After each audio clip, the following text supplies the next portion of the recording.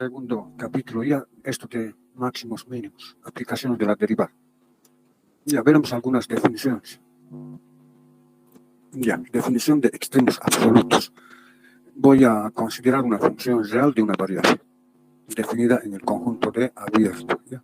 Conjunto, intervalo abierto, ya que contiene al punto x0.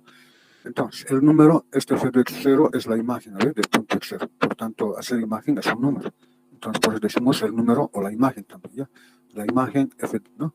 F de x0. Entonces dice que la imagen f de x0 es el mínimo absoluto de la función f en el intervalo d. Si f de x0 es menor que f de x, es decir, que si la imagen evaluada en el punto x0 es menor que la imagen para cualquier valor de x, ¿no? Para todo x dice que pertenece a d. Entonces, en la gráfica tenemos para el punto x0 su imagen vale f de x0.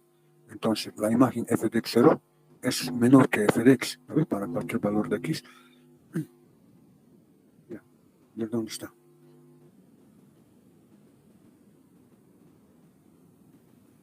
Entonces, para cualquier valor de x, ¿listo? Que nosotros tenemos en el dominio, voy a obtener su imagen f de x.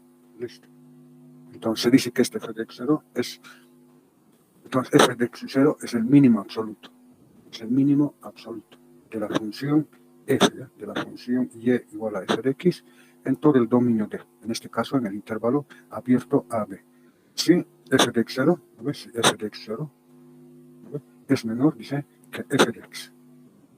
¿Ya? Que f de x. Para todo x que pertenece al intervalo abierto AB. Entonces, si f de x0 es menor que f de x para cualquier valor de x que pertenece a este intervalo, entonces dice que f de x0 es el mínimo absoluto. ¿Está claro? Y aquí tenemos otra forma de mínimo absoluto. Aquí tenemos una forma de gráfica, en este caso otra forma. Lo mismo, ¿ya? Este f de x0 es el mínimo absoluto. ¿Por qué es el mínimo absoluto? Porque es el menor valor en todo este intervalo. Es decir, este f de x0 es menor que, este f de x0 es menor que f de x para todo x que pertenece al intervalo. Por tanto, mínimo absoluto. ¿Listo? Ahora, lo mismo, ¿ya? Máximo absoluto. Entonces, la imagen f de x0 es máximo absoluto, ¿no? De la función f de, si la imagen f de x0 es mayor que f de x para todo x que pertenece a d. Entonces, para cualquier valor de x, su imagen vale f de x, por tanto, f de x0 es mayor que f de x para cualquier valor de x, por tanto, máximo absoluto. ¿Listo? Otra forma de gráfica, ¿ya? Entonces, los valores máximos y mínimos absolutos de una función en un intervalo, entonces se llaman valores extremos absolutos. ¿Está claro? Valores extremos absolutos. O también extremos globales también, o terminales de la función en ese intervalo. ¿Listo? Entonces, al máximo absoluto o al mínimo absoluto, como aquí hemos definido, se llaman extremos absolutos. Ya veremos ahora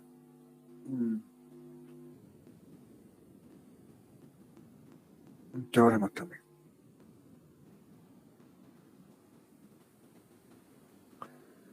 Ya, entonces aquí nos dice el teorema que si la función f es continua, ¿ya?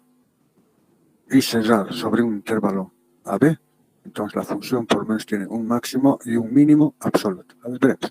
Si la función f es continua, ya sabemos que es continua, hemos visto ya, en el intervalo cerrado AB. Listo. Entonces, f dice, la función f tiene por lo menos un valor máximo absoluto y un mínimo absoluto en el intervalo cerrado AB. ¿Está claro? Listo. Entonces, si tengo aquí un intervalo cerrado, ¿ya? Por ejemplo, aquí tengo el intervalo cerrado, ¿no? Que va de A en B. Listo. Está A y aquí el B. Entonces, si la función es continua, no presenta saltos, interrupciones, nada. Y además es continuo, ¿no? En todo este intervalo, y además los extremos son cerrados, es decir, es un intervalo cerrado. Entonces, la función y igual a f de x, nos dice la teoría, que tiene por lo menos un máximo absoluto y un mínimo absoluto. Entonces, cuando la función es continua y además es cerrado, entonces tiene un mínimo y un máximo absoluto. ¿Está claro? Ahora, en los anteriores casos no puedo decir así, porque aquí dice el número de f de x es el máximo absoluto de f si f de x es mayor que f de x para todo x que pertenece a d. Ya, aquí no nos indica nada, pero estamos considerando que aquí es abierto, ¿ya? Abierto. Entonces, si es abierto, entonces existe solamente un máximo absoluto. Y si es... ¿Qué pasa? ¿Qué pasó? Estoy queriendo... Ay, se repite. Ya, Entonces, en este caso, máximo absoluto. ¿Dónde está el otro? Ahí está, ¿no ve? Aquí tengo máximo absoluto. Ahí está el otro. Lo mismo aquí, abierto también. ¿Ya? Entonces, abierto, lo único, habría un mínimo absoluto nomás. O también aquí, mínimo absoluto. Listo. Y lo mismo aquí. Si es abierto el intervalo, entonces lo único que tendría aquí, un máximo absoluto nomás. Máximo absoluto. Listo. ¿Está claro? Ahora, en el caso de que, aquí están de nuevo. Ya. Entonces, cuando es abierto tengo un mínimo absoluto, cuando es abierto tengo un máximo absoluto. Pero si la función está definida sobre un intervalo cerrado, ¿listo? Además es continua, entonces presenta por lo menos un mínimo y un máximo absoluto. ¿Listo? Entonces existe un mínimo absoluto y un máximo absoluto cuando es cerrado. Pero cuando es abierto, entonces solamente existe un máximo nomás, o bien un mínimo nomás, ya que es abierto. Pero cuando es cerrado, entonces existe por lo menos un máximo y un mínimo absoluto. Listo. Ya. Ahora veremos máximos y mínimos relativos, ¿ya?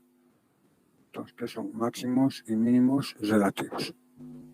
Máximos o mínimos relativos o locales también se dice. ¿Qué nos dice? Sea de subconjunto de los reales, ¿no? El dominio de la función f, que contiene el punto x0. Y sea f una función real de una variable, definida sobre el intervalo abierto d. Entonces, el intervalo es abierto. Listo. Entonces, sea d dice el dominio de la función, ¿no? Que contiene el punto x0 y sea f una función real que contiene, definido, mejor dicho, ¿no? Sobre un intervalo, en este caso, abierto. Listo. Entonces, vamos a definir lo que es los extremos relativos. Listo. Entonces, ¿qué tenemos? Ya. Entonces, con estas condiciones se tiene ya. Entonces, se dice que la función f, entonces la función f tiene un máximo relativo, ya no es absoluto. Entonces, la función f tiene un máximo relativo o máximo local, dice, en un punto x0 que pertenece a d. Listo, entonces aquí tengo un dominio, ¿ya?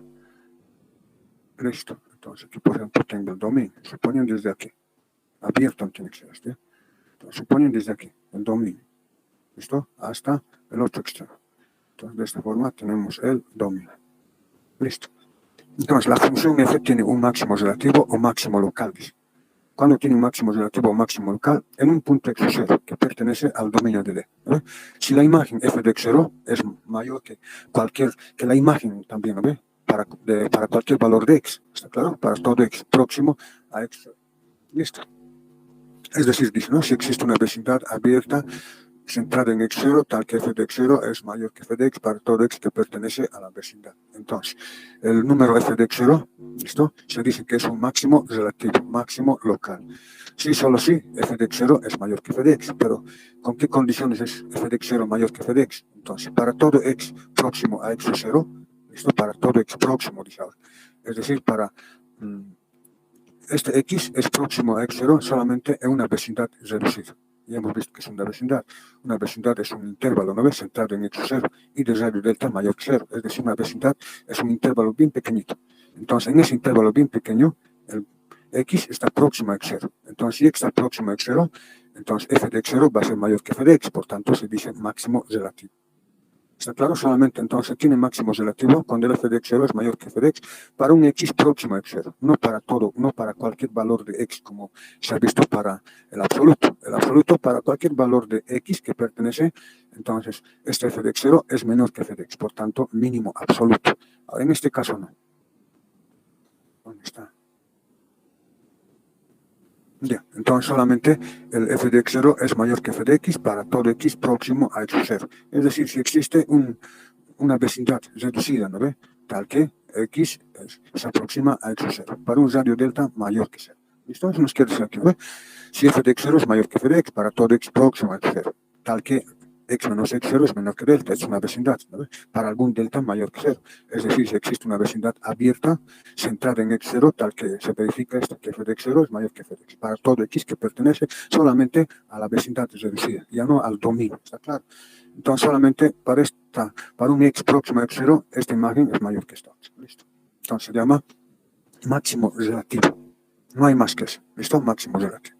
Solamente alrededor de un punto. ¿Listo? ¿Está claro, no? Ya. Entonces, con la misma condición, voy a Ya, entonces considerando igualmente una función f que contiene el punto x0 y considero una función definida, ¿no?, sobre ese intervalo abierto. Entonces aquí definimos que es un mínimo relativo o mínimo local también. ¿Listo? Entonces, la función f tiene un mínimo relativo o mínimo local en un punto x0 que pertenece a D, si f de x0 es menor que f de x, ¿no? Si la imagen es menor que la imagen, pero con esta condición, para todo x próximo a x0, tal que la vecindad, ¿no?, de x menos x0 es menor que d para algún delta mayor. Es decir, si existe una vecindad abierta centrada en x0, tal que en esa vecindad se cumple esta condición. Entonces, f de x0 es menor que f de x para todo x próximo a x0, para algún delta mayor que 0, mínimo relativo. ¿Listo? ¿Está claro, no? Entonces, son diferentes los conceptos de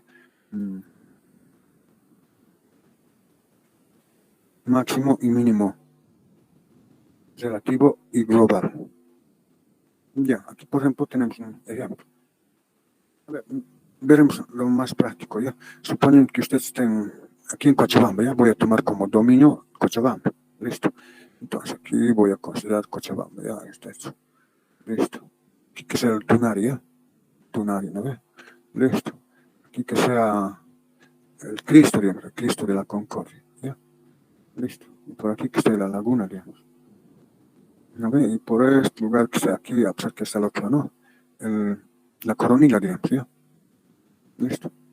Entonces, el Tunari es el máximo absoluto, no hay otro mayor que él. Solamente hablan de Cochabamba, no se hablan de Bolivia. Entonces, el dominio sería Cochabamba, máximo absoluto. Listo. Y el Cristo de la Concordia es un máximo relativo, solamente relativo respecto al lugar, nomás es máximo relativo. Y lo mismo, ¿no? La Coronilla en este caso también es máximo relativo también, no es total, no es absoluto. Entonces, relativos. Suponiendo que la laguna tenga el punto más bajo, ¿sabes? Entonces este va a ser el mínimo absoluto. Estoy suponiendo, ¿no?, que está al punto más bajo, a pesar que no está tanto, ¿no?, porque no saldría agua, pero suponiendo. Entonces aquí tendríamos mínimo absoluto. Y la universidad por ahí no hay agua, ¿no? Entonces pone que está un poco más elevado, entonces sería mínimo relativo, ¿no? Listo. Entonces esa es la diferencia, ¿ya? Máximo absoluto, mínimo absoluto, máximo relativo y mínimo relativo. Los relativos respecto al punto nomás son. Lo mismo aquí, ¿no? Máximo relativo, y aquí también hay un mínimo relativo, ¿no? Respecto a ese lugar hay un mínimo relativo, esa es la diferencia, ¿ya? Aquí lo mismo, ¿no? Máximo relativo, máximo nomás dice, ¿no? Ya. Los máximos y mínimos relativos se llaman valores extremos relativos también. Entonces aquí tengo un máximo relativo, mínimo relativo. Listo, a eso se refiere. Aquí un ejemplo, ¿no?, de absoluto, absoluto, mínimo absoluto, máximo absoluto. Listo. Ya, entonces de lo que se trata es determinar ya los máximos absolutos de una función, los mínimos absolutos, los relativos. ¿Listo? Es decir, nos interesa conocer el comportamiento, digamos, de una función. Esto es lo que se trata, ¿no? Determinar el comportamiento de una función, dónde tiene un máximo, dónde tiene un mínimo. ¿Listo? Entonces de eso se trata. Aquí tenemos, ¿no?, el máximo absoluto, máximo relativo, máximo relativo, máximo relativo, mínimo absoluto, mínimo relativo, ¿no? Listo. Entonces de esta forma se tiene. Ya, listo.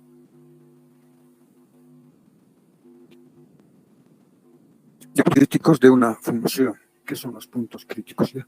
Sea f, dice, ¿no?, una función definida en el intervalo i. Es el intervalo que contiene el punto x0. Entonces se dice que el número x0, este x0 es un número.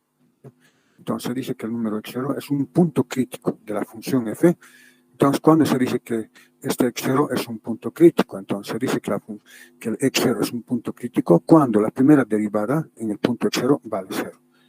Entonces, si la primera derivada en el punto x0 vale 0, entonces dice que el punto x0 es un punto crítico. Ya en este caso, cuando la primera derivada vale 0 en el punto x0, entonces el punto x0 es un punto crítico estacionario. Entonces dice que es un punto crítico estacionario. Ahora, si la primera derivada en el punto x0 no existe, ¿y cuándo no existe? Cuando me sale infinito, diremos. Entonces, la primera derivada en el punto x0 me sale infinito, entonces dice que no existe o no está definido. Entonces, pero igual sigue siendo un punto crítico, pero punto crítico anguloso se llama. ¿Está claro? Listo. Entonces, aquí tenemos, por ejemplo, puntos críticos donde su primera derivada vale 0. Entonces, la primera derivada vale 0, ahí hemos visto en la teoría que su pendiente vale 0. Su pendiente vale 0. Si la pendiente vale 0, entonces la recta tangente es paralela al eje x. Por tanto, aquí tengo que la derivada, ¿no? f' de x 0 vale 0. Entonces, la derivada vale 0 en el punto x 0. Entonces, x0 es un punto crítico. En este caso, por la forma de la figura, va a ser un punto crítico mínimo. ¿Ya? Lo mismo aquí. La primera derivada vale 0. Si la primera derivada vale 0, su pendiente vale 0. Su pendiente de la recta tangente. Por tanto, el punto x0 es un punto crítico. Y por la forma de la figura va a ser un punto crítico máximo. ¿Listo? Entonces, un punto crítico llamado punto estacionario, porque la derivada se hace 0. Su pendiente vale 0. Lo mismo aquí. Punto crítico donde su derivada vale 0. Entonces, punto crítico llamado punto estacionario, porque existe una recta tangente paralela al eje x. ¿Listo?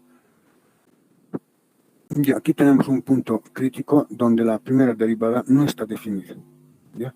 Entonces, si no está definida la primera derivada, entonces tengo la gráfica vendría a ser así. Existe una recta vertical en el punto x0. Entonces, en este caso tengo un máximo, ¿ya? Existe una recta vertical. Y su gráfica presenta esta forma. Por tanto, tengo un máximo. Pero ya no es relativo, sino máximo nomás, absoluto. Listo. Y aquí tengo otro mínimo. Entonces, igual, estos son puntos críticos, pero como no existe no se puede construir aquí una recta paralela al eje x, entonces se llama punto anguloso. Es un punto crítico, pero llamado punto anguloso. A ver, veremos un ejemplo. Hallar los puntos críticos, dice, de la función. Ya haremos los puntos críticos. Ya, derivamos, ya. La deriva de x a la cuarta, 4x cubo más 8 por 3, 24x cuadrado, menos 4x menos 24. Listo. Ahora, para hallar los puntos críticos, debemos igualar la primera derivada a 0. Entonces, la primera derivada igual a 0. Esta voy a igualar a 0, ¿ya? Entonces, 4x cubo. Entonces, 4x cubo más 24x cuadrado igual a 0, ¿ya? Voy a igualar menos 4x menos 24. Entonces, menos 4x menos 24 igual a 0. Listo. Esta es la condición. ¿Se acuerdan? ¿No? Para hallar puntos críticos, la primera derivada voy a igualar a 0. Entonces, estamos igualando a 0. Una vez que igualo a 0, entonces lo que voy a hacer es factorizar. ¿Ya? Entonces, factorizaremos. En este caso, voy a listo. Ahora voy a resolver por Ruffini, ¿no ve? Listo. Entonces, resolver por Ruffini. Divisores de 6, ¿no? Divisores de 6. ¿Cuánto sería? Más o menos 2, más o menos 1, 3, listo. Entonces, cualquiera de esos números. Ahora intentamos con 1, ¿ya? 1 por 1, 1, ¿no? No, ¿verdad? No, 7 por 1, 7. Sería 6 y listo. Ya, ¿no? Ya. Otra vez. Divisores de 6 también igual, ¿no? Podemos mantener el mismo 1, también, ya no da. Menos 1 tal vez. Menos 1 y esto va a dar 6 positivo y menos 6 también da. Listo. Entonces, divisores, ¿no ve? Listo. Y seguimos a ver. Y aquí con menos 6. ¿no?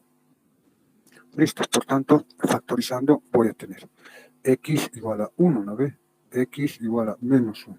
X igual a menos 6. Entonces, factorizando tengo ahí, ¿no? Listo. Entonces, estos son los puntos críticos. Entonces, cada factor igual a 0 y encuentro x1, x menos 1 y x igual a... Listo. Estos son los puntos críticos de la función. ¿Ya?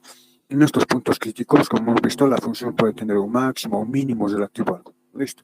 En estos puntos críticos voy a hallar su imagen. ¿Ya? Entonces solamente el problema me pide hallar los puntos críticos, ¿no? Hallar los puntos críticos de esta función. Entonces los puntos críticos vendrían a ser estos valores. x1, x menos 1 y x igual a menos 6. Listo. Más adelante vamos a ver que en estos puntos críticos la función tiene un máximo relativo, un mínimo relativo. Ya hemos visto, ¿no? Pero x igual a 1. Aquí sería x menos 1. Listo. Y x menos 6. 1, 2, 3, 4, 5, 6. Listo. ¿No ve? Ya.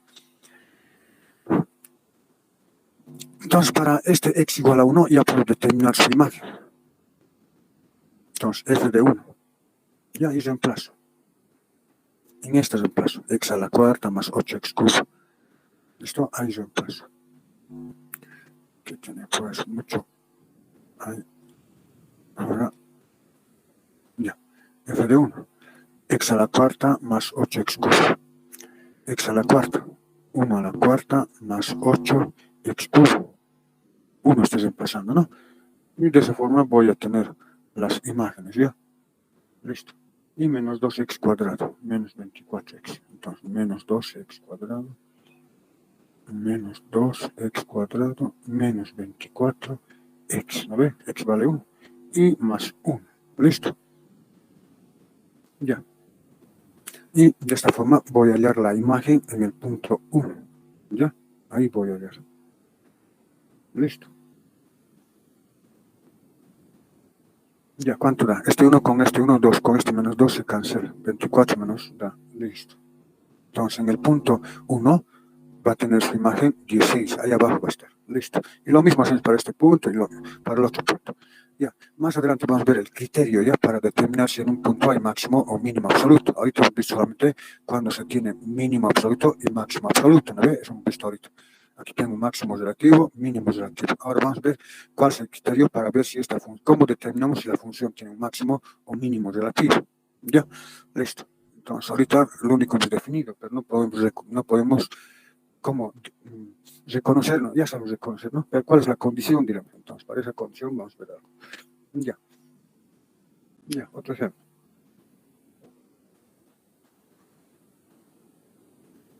Hallar los puntos críticos de esta función.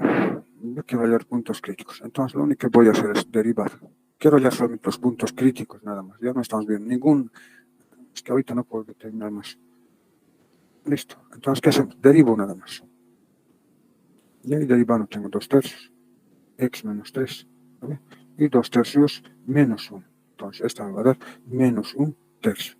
Y seguimos ordenando. Entonces, tengo que la primera derivada vale 2 tercios. Dividido entre 1 y raíz cúbica de x menos 3. Listo. Ahora hallamos puntos críticos. Entonces, ¿cómo hacemos para hallar los puntos críticos? Entonces, para hallar los puntos críticos, la primera derivada se debe igualar a 0. Esta igual a 0. Es decir, voy a igualar 2 tercios 1 raíz cúbica de x menos 3. A 0 igual. De aquí puedo despejar x. No ve. No voy a decir que el numerador tengo que igualar a 0. El 1. El 1 es igual a 0. Falso, no es punto crítico. No puedo igualar esta a 0 porque está debajo. No puedo igualar. Sí, el numerador puede igualar a 0. Entonces, ¿qué concluimos?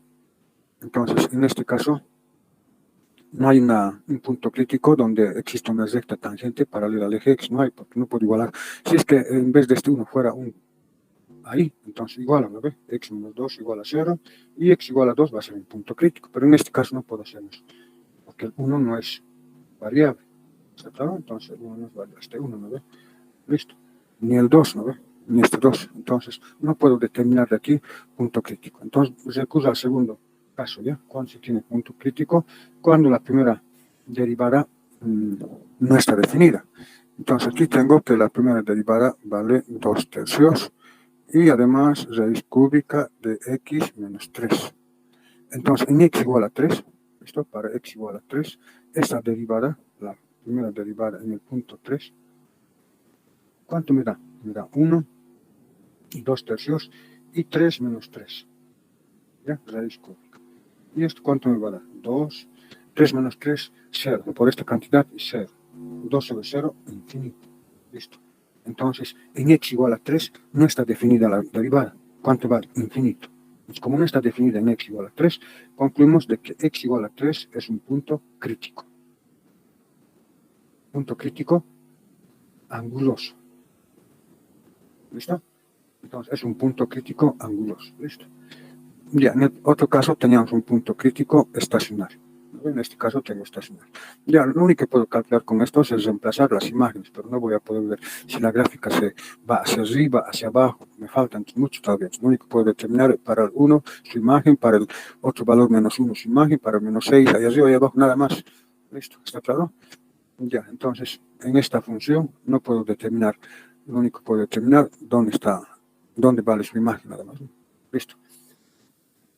Ya, y lo mismo aquí. Sé que es un punto crítico anguloso. Lo podemos graficar con el geógeno. su gráfico. Como verán, aquí está el mínimo punto anguloso. Así presenta las 19. Aquí tenemos un punto anguloso. Listo.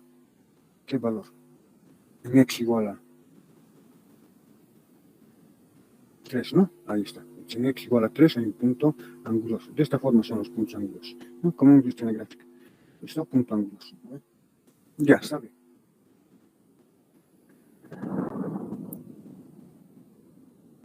Ya, entonces derivando en x igual a 3 no está definida la función, por tanto tengo un punto anguloso, punto crítico anguloso.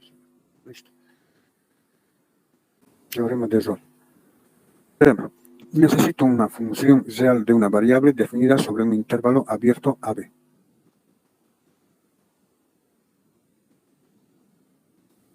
Entonces la función tiene que ser una función real definida sobre un intervalo AB, cerrado. Una función tal que dice, la función tiene que ser continua en este intervalo cerrado AB. Listo. La función f tiene que ser derivable en el intervalo abierto. ¿Ve? Se dice que es derivable abierto para que no tenga máximos, mínimos absolutos, solamente para que esté hablando del mínimo o máximo absoluto, ¿listo? Y no del que pueda haber. Entonces, a eso me refiero. Por eso tiene que ser intervalo abierto. ¿Ve?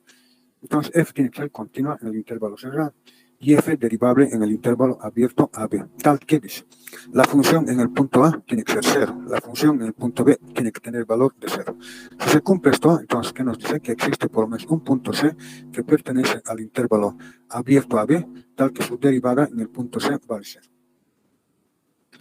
¿Está claro? Entonces, si f es continuo, f es derivable, además f de A es igual a f de B y vale 0, entonces existe, ¿ya? Por lo menos un punto C que pertenece al intervalo, donde su derivada en este punto C vale 0. Entonces, existe una recta tangente, significa eso. Aquí está.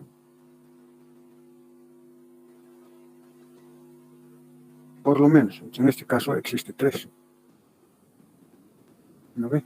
Aquí tengo f de A vale 0, f de B vale 0, son las condiciones. ¿No ve? F de A vale 0 y f de B vale 0 también. Listo, ¿qué más?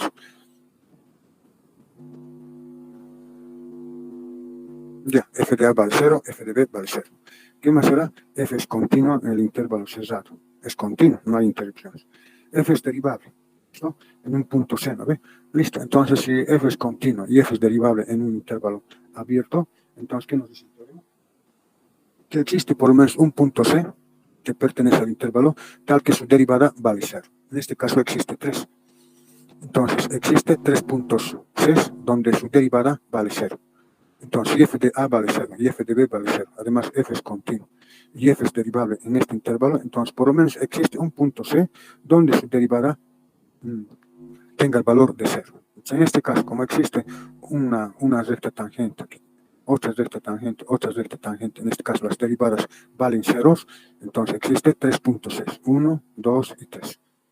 Claro, entonces el teorema de Rolle nos asegura, dice, ¿no? Que si la función es continua, definida en un intervalo cerrado, ¿no ve? Definida en un intervalo cerrado. Listo, entonces existe por lo menos un punto C tal que su derivada sea 0. En otras palabras, existe una recta tangente paralela al eje X, tal que en ese punto C su derivada tenga el valor de 0. Es el teorema entonces de Rolle. Ya. Ahora veremos el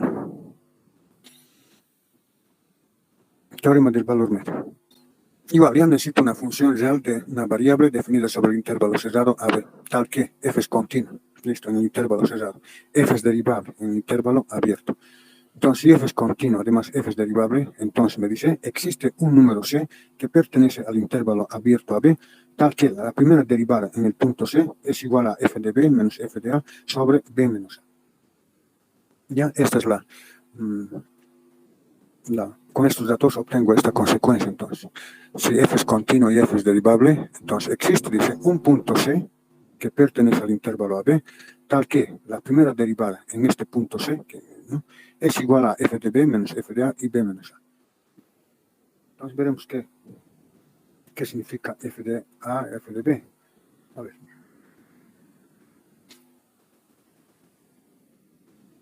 La gráfica sería esta. Entonces aquí tengo una función y igual a f de x. ¿Ya? Para el punto A voy a hallar su imagen. Para el punto A, mediante esta función y igual a f de x, voy a hallar su imagen. Va a ser A y reemplazo en vez de x, f de A. Tengo un punto. para otro punto, ¿ya? Para el dominio, ¿no ve? Para el dominio definido por el intervalo cerrado AB, entonces en el extremo A hallo su imagen, en el otro extremo B hallo su imagen, y de esta forma tengo el punto A de coordenadas A, F de A, y el otro punto B y de coordenadas F de B. Entonces tengo dos puntos. Estos puntos pasan por la curva, ¿no ve? Bien. Listo, entonces he construido dos puntos. Y aquí tengo la curva roja. La curva roja es la función y igual a f de x, y el punto y el otro. ¿Qué más? Por estos dos puntos voy a trazar una recta secante. Ya una recta secante. Listo. Y luego, para el punto A, su imagen f de A, ¿no? Para el punto B, su imagen f de B. Listo. Y luego, en esta secante voy a considerar un punto x, ¿ya? Un punto x voy a tomar en el intervalo AB, y luego voy a atravesar a esta secante. Y lo va a atravesar y lo va a cortar en un punto. Entonces, si este vale x, entonces su imagen va a ser y. ¿Ya? Aquí no tengo la función, no puedo reemplazar en x para obtener y. ¿Listo? Entonces, en esta recta, entonces voy a considerar un punto x que lo va a cortar a la recta secante y lo va a cortar en un punto y. Entonces, sean x y, un punto donde lo intersecta la recta vertical a la recta secante. Entonces, este punto de intersección vale x y. ¿Listo? Y su imagen vale y. Ahí está, y. Listo. Para el valor de x, su imagen vale y, por tanto, tengo un par ordenado x. Ahora, ¿qué más saber? Entonces, ya tengo un punto x y, listo, un valor de x. Sigo prolongando y lo va a cortar a la gráfica. Este x lo va a cortar a la gráfica en un punto. ¿Ya? Y como la función vale y igual a f de x, entonces este x lo reemplazo aquí y por tanto su imagen va a ser f de x. ¿Está claro? Para un x lo reemplazo en y obtengo f de x. Entonces, este puntito vale f de x. Es decir, toda esta altura vale f de x. ¿No? Ahí está. Toda esta altura vale f de x. ¿Listo? Entonces ahora esta fórmula tengo que ver qué representa. ¿Ya? Esta fórmula. Entonces, lo que voy a hacer es hallarla por este lado, que significa f de b, f de a, b menos a. ¿Qué les recuerda este f de b menos f de a, b menos a? F de b es esto. Ahí. F de a vendría a ser esto otro. B vendría a ser este b. Y el a vendría a ser esto. Entonces todo esto representa la pendiente. La pendiente de una recta, de cualquier recta. En este caso tiene b, f de b y a, f de a. Entonces f de b menos f de a dividido entre b menos a me da la pendiente de la recta secante. Entonces, estoy hallando la pendiente de la recta secante. Ya. Entonces, hallaremos esa pendiente. Ahí está.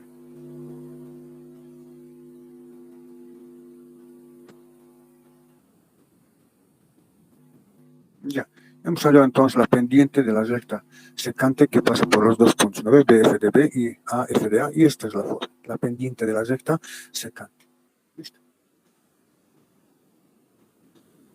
Ya, entonces ya tengo la pendiente, y puedo hallar ahora la ecuación de esa recta secante. Y de esta forma ya, y como quiero hallarla, aquí está, voy a hallar la ecuación de esta recta secante.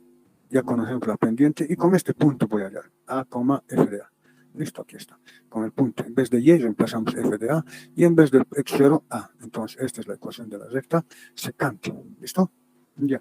Con pendiente, esta pendiente, no lo he reemplazado, pero su pendiente valdría esto. Y en esta ecuación despejo y voy a obtener f de A más mx menos A. Listo. Es la misma recta secante, ¿ya? Que pasa por los puntos A y B. Listo. ¿Está claro? Entonces, en la gráfica tendríamos esta ecuación. Ya habría hallado la ecuación de esta azul. ¿Y cuánto vale la que hemos visto ahorita? ¿Vale? Esta es su ecuación. Y vale f de A más mx menos A. Listo. Ya. Ahora, entonces, en otras palabras, ya tengo esta recta, su ecuación ya tengo. Ya tenemos la ecuación de esta recta que ahorita he hallado, vale f de A, ¿no? Más, listo. Entonces ya tengo la ecuación de esto. Entonces, de lo que aquí tengo f' de c. Entonces significa que tengo que, y por este lado tengo la pendiente de la recta secante. Tengo que relacionar entonces la pendiente con la primera derivada de la curva. Aquí tenemos la primera derivada de la curva, y esta es la curva. Es decir, tengo que relacionar esta pendiente azul con esta curva. ¿Cómo relacionamos? Relacionamos mediante la figura.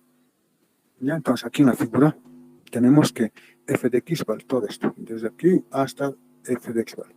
Y y vale desde desde el eje X hasta Y. Entonces, todo esto valdría Y. Y todo esto valdría f de X. Entonces, voy a hacer la diferencia, ¿ya? La diferencia de este f de X menos Y, voy a denotarlo por phi de X, una nueva función. ¿Ya ven? Aquí tengo f de X. Listo. Todo esto vale f de X. Esta, ¿no ve? Vale f de X. Y vale Y. Entonces, a la diferencia de f de X menos Y, voy a denotar por phi de X, donde este phi de X va a ser igual a f de X menos Y. Listo. ¿Listo? Entonces, hacemos la diferencia. Y aquí estoy haciendo.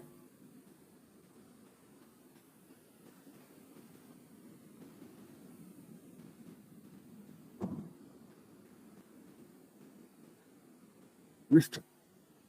Introducimos una nueva función que es la diferencia entre la función f y la z. Ahí está, phi de x menos y.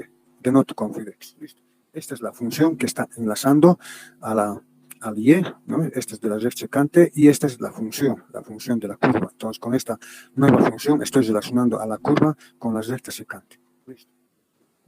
Entonces, con esta diferencia estoy relacionando las dos fórmulas. Listo. Una vez que ya tengo phi de x igual a f de x y, vuelvo a copiar la función, vuelvo a copiar el f de x, y como he hallado la recta secante, que vale por dato, ¿dónde está? Entonces, hemos hallado la ecuación de la recta, ahí está. ¿Dónde está?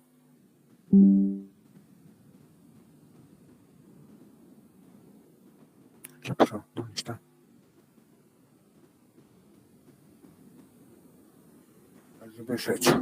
Ya.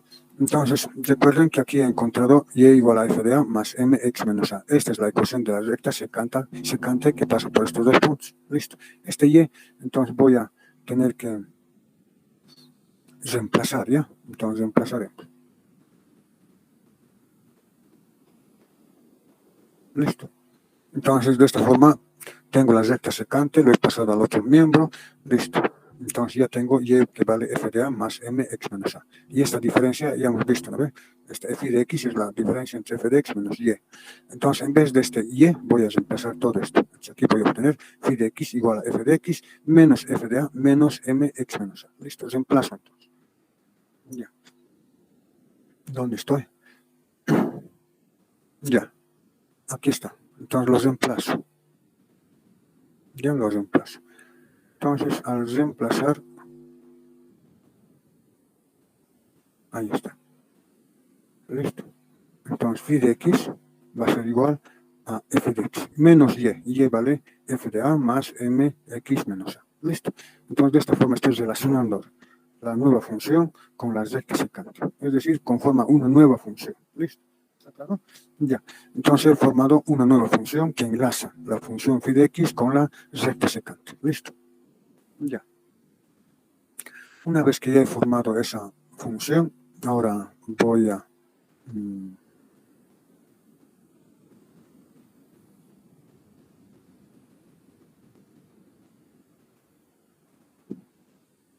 ya. Entonces,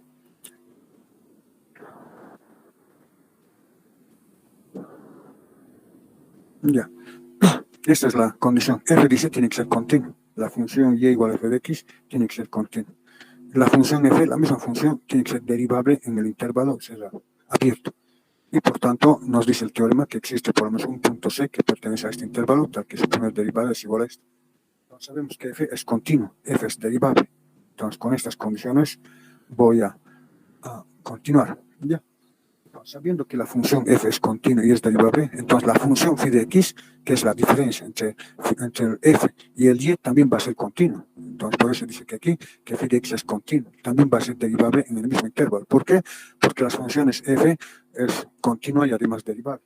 ¿Está claro? Entonces, por eso concluimos que la diferencia, ya que las dos funciones son continuas y la suma también, si dos funciones son continuas, entonces la suma es continua. Si dos funciones son continuas, entonces la diferencia también es continua. Entonces, entonces la función phi de x va a ser continua también, ¿ya? En este intervalo y también derivable en este intervalo. Listo, por tanto, phi de x va a ser continua también en el intervalo AB y derivable en el intervalo AB. Listo. ¿Ya? Entonces, ya que phi de x es continua, cumple con el teorema de Rolle y también es derivable también en el intervalo AB, cumple entonces el teorema de Rolle. ¿Listo? Ya. A ver, ¿qué nos dice el teorema de Rolle? Que si f es una función continua y f es derivable en este intervalo, y además f de a es igual a f de b igual a 0, entonces existe un punto c que pertenece al intervalo tal que su primer derivada vale 0. Nosotros ahorita hemos verificado que f es continua, la nueva función phi de x es continua. La nueva función es derivable, entonces. Para poder aplicar el teorema de Rolle, para indicar de que existe por lo menos un punto C que pertenece a este intervalo, tenemos que verificar que f de A vale 0 y f de B vale 0. Si f de A vale 0 y f de B vale 0, entonces vamos a considerar que existe por lo menos un punto C. ¿Listo? Entonces aquí estamos verificando. Si x vale A, y reemplazo aquí. Ya reemplazo en la función. En esta reemplazo, ya que esta es la nueva función que es continua, derivada. Entonces aquí reemplazo. Si x vale A, en vez de x reemplazo A. Aquí reemplazo A. Entonces A menos A, 0 me va a dar. Y aquí reemplazo A. F de A menos F de A, 0. Por tanto, phi de A vale 0. Listo. Y lo mismo reemplazo al otro extremo. B también reemplazo. B aquí reemplazo. B y B. ¿Listo? A ver, haremos eso. Ahí está. Estoy reemplazando el valor de x. Entonces, al reemplazar el valor de x voy a tener phi de A. F de A menos F de A menos A, como se indica. ¿Está claro? Listo, aquí reemplazo. ¿Ya? Entonces reemplazo el valor de A, y luego A menos A, 0. F de A menos F de A, 0. Por tanto, la función en el punto A, ¿cuánto valdría? 0. Listo. Ya, entonces refieres. En x igual a phi de A, ¿no? Reemplazo. F de A menos F de A menos A, y me da 0. Por tanto, la función en el punto A vale 0. Ahora, lo mismo hacemos en el otro punto B. Ya, lo mismo reemplazo entonces aquí. En este reemplazo. Ya, entonces voy a reemplazar allá. Pero con esta consideración también. A ver cómo reemplazó. Ya, voy a copiar ya. Esta es la función, ¿no? Para no estar mirando. Ya, recuerden que este es esta misma, ¿no? Voy a copiar entonces.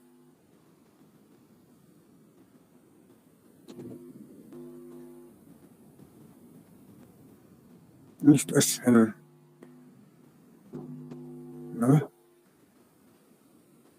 Y por si acaso necesito también la pendiente. Y la pendiente es esta que hemos calculado ya. Listo.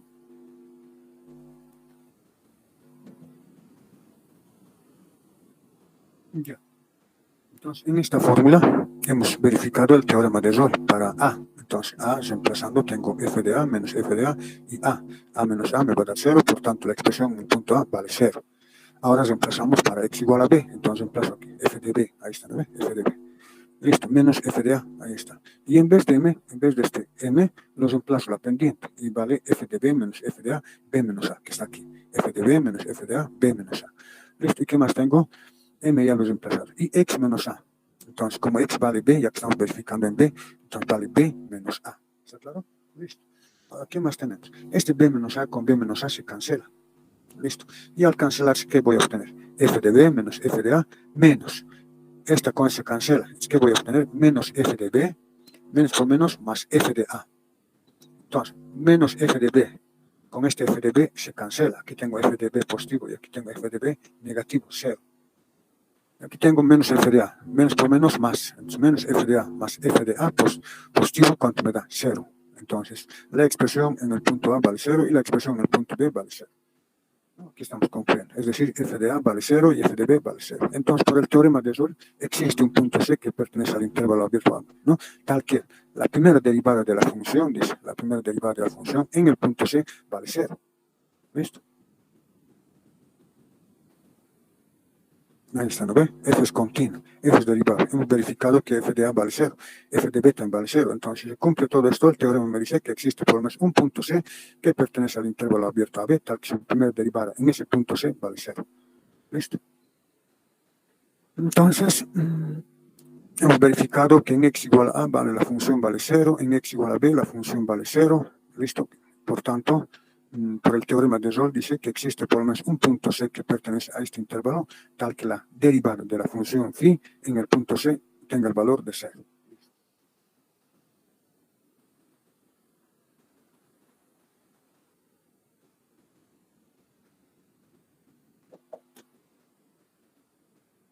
Ya, está bien, ¿eh? Ya, listo. Entonces, la primera derivada en el punto C hemos demostrado que vale 0. Ahora, voy a volver a derivar esto, la misma función. Ya, voy a derivar. Derivando, ¿cuánto me va a dar? F' de x. F de a es una constante, 0 entonces. La derivada de una constante es 0. La derivada de x, 1. 1 por m, m. Entonces, ¿qué me va a dar? F' de x más m, que es esto. Y por el signo negativo, menos m. Listo, he derivado esta función.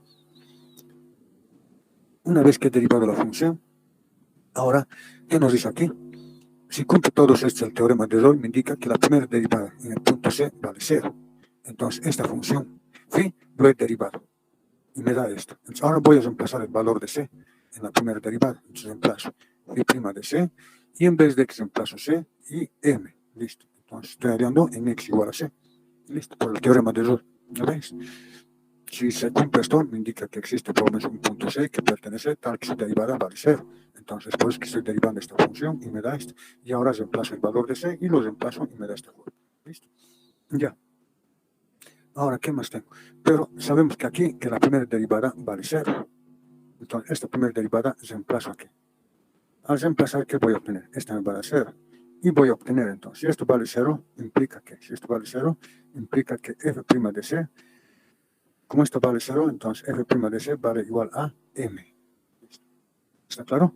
Entonces, si esto vale 0, lo llevo al otro miembro, entonces la primera derivada en el punto C vale el valor de m. Y este f' de C vuelve a copiar. ¿Pero cuánto vale m? Entonces, m vale f de b menos f de a, b menos a. Listo, entonces aquí hemos llegado a una conclusión de que el segundo miembro, f de b menos f de a, b menos a, esto representa derivada, mejor dicho, pendiente. La pendiente de la recta secante representa esto, f de b menos f de a, b menos a. Y por este lado, ¿qué representa? Aquí tengo la primera derivada de la función en el punto C. ¿Y qué significa la primera derivada? La pendiente en el punto C. Entonces, la pendiente de la recta tangente es igual a la pendiente de la recta secante. A eso hemos llegado. Esto representa la pendiente de la recta tangente en el punto C. Y por este lado tengo igual a la pendiente de la recta secante. Entonces, estas son iguales. Listo. Y en la gráfica se observa eso, ¿no? ¿Está claro? Entonces, aquí tenemos la derivada de la función f en este punto en allá. F' de C es igual a la pendiente, dice. Entonces, en el punto C existe por lo menos una recta tangente que es paralela al eje de las... existe una recta tangente, ¿no? Que es paralela a la secante, que pasa por los puntos, por estos dos puntos, por este punto A, f de A y por el punto Q, B, f de B. Listo. Entonces, el teorema de valor medio me indica de que existe una recta tangente tal que su pendiente de esa recta tangente es igual a la pendiente de la recta secante, que pasa por los puntos A, f de A y B, f de B. ¿Listo? ¿Está claro? Listo, ese es el teorema. A ver, lo vamos a concluir aquí. ¿No? Entonces,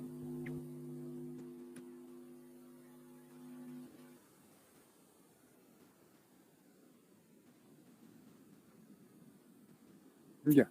Geométricamente, el teorema garantiza la existencia de una recta tangente en el punto C, f de C, con pendiente f' de C, que es paralela a la secante que pasa por los puntos A, f de A, B, f de B, con pendiente este. Listo. Entonces, geométricamente, el teorema dice, ¿no? Garantiza la existencia de una recta tangente en el punto C, f de C, con pendiente, ¿cuánto? La primera derivada, f' de C. Y esta recta tangente es paralela a la recta secante que pasa por los puntos A, f de A y B, f de B. Listo. Entonces, hemos llegado a esta conclusión. El teorema garantiza la existencia de una recta tangente en el punto C, f de C, con pendiente f' de C, que es paralela a la recta secante, que pasa por estos dos puntos. ¿Listo? Ya, está bien. Este es el teorema entonces. Ya, voy a ver un problema ya. Voy a considerar una función definida en este intervalo, aplicar el teorema del valor medio a las funciones en el intervalo indicado y hallar el valor de C, que satisfaga su conclusión. Entonces, tengo el intervalo de menos 1 a 4. Entonces, f es continua en este intervalo. ¿Sí no ve? No presenta indeterminaciones, nada, porque es un polinomio. Y derivable también. Su derivada va a existir 2x menos 2. Lo mismo en el intervalo abierto a b. Entonces existe, dice, un punto C que pertenece a este intervalo, tal que aplico la fórmula, ¿ya? La primera derivada en el punto C tiene que ser igual a la pendiente, ¿no ve? Entonces derivamos el f' de C. Ya, entonces derivo entonces. A ver, aquí derivaremos. Entonces f de x vale ¿cuánto? X cuadrado, ¿no ve? Menos 2x más 1. ¿Cuánto vale su derivada? Entonces su derivada vale 2x menos 2.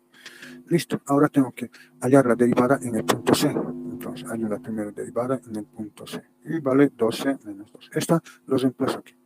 Ahí está, 2x halló, ¿no? 2x menos 2. Y en el punto C, 12 menos 2. Listo, ¿está claro? 12. Ahora por el lado derecho. En la función tengo que reemplazar el valor 4. Entonces reemplazo 4 al cuadrado, que está aquí. Menos 2 por 4, más 1, menos a. En la función reemplazo el otro extremo, menos 1 aquí. Menos 1 al cuadrado, menos 2 por menos 1 y más 1. Y luego hacer b menos a. Entonces b vale 4 y menos a, menos 1. 4 menos 1, 5 en verdad. Ahora por este lado, 16 tengo 8 más 1, todo esto. 1 positivo más 2 más 1. 1 más 2 más 1. Simplificando, aquí voy a tener 8, ¿no? Listo. 8 positivo voy a tener. Este 1 con este 1 se va a ir. Ya, entonces voy a tener 8 menos 3, que me va a dar ¿cuánto? Listo, 5 me va a dar. Con este 5 me va a dar 1, que es este 1. Y de esta forma, por el lado izquierdo tengo 12 menos 2 y por el lado derecho igual a 1. Entonces pasa al otro miembro, voy a tener 12 igual a 3. Entonces vale 3 medios. Listo. Entonces para este valor de C 3 medios existe una recta tangente paralela a la secante que pasa por estos puntos. Listo. Por tanto, el único valor que satisface la conclusión es este punto. Entonces en C igual a 3 medios, en esta va a existir una recta, ¿ya? En 3 medios. Entonces va a existir una recta tangente que es paralela a la secante. Listo. Podemos graficar ya, a ver. Ya, y aquí lo tengo la gráfica. Listo, lo he graficado con GeoGebra. ¿Y qué nos dice? Aquí está el valor de 3 medios. Entonces, en el valor de 3 medios existe entonces 3 medios. ¿Dónde está 3 medios? Aquí está. En 3 medios existe una recta tangente que es paralela a la secante que pasa por los puntos A y B. Listo. Está bien, ¿no? Ya está bien, es el teorema entonces. Entonces el teorema nos asegura de que existe por lo menos un punto C, en este caso 3 medios, existe por lo menos un punto C tal que la recta tangente es paralela a la recta secante que pasa por los puntos. En este caso, ¿cuál era el punto? Si ustedes recuerdan, el punto era menos 1 y aquí el otro extremo era 4. Entonces, en este extremo de menos 1 a 4 existe una recta tangente paralela a la recta secante que pasa por los dos puntos.